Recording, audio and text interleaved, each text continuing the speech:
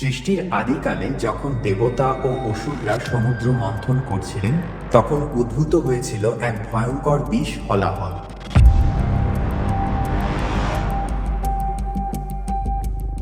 এই বিষ এতটাই প্রলয়ঙ্কর ছিল যে তা গোটা সৃষ্টিকে ধ্বংস করে দেওয়ার ক্ষমতা রাখত। ঠিক সেই মুহূর্তে মহাদেব সর্বশক্তিমান, করুণাময়, নিজের কণ্ঠে ধারণ করলেন সেই বিষ।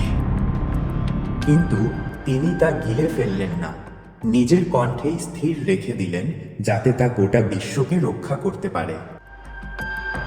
এই মহান ত্যাগের কারণে তিনি হলেন নীলকণ্ঠ, যার কণ্ঠে ধারণ আছে মহাবিশ্বের শক্তি, যিনি ধ্বংসের মাঝে সৃষ্টি রক্ষা করেন। এই হলেন মহাদেব, যিনি শুধুমাত্র বিনাশ নন, তিনি করুণা, শক্তি ও চিরন্তন সৃষ্টির প্রতীক। তিনি নীলকণ্ঠ।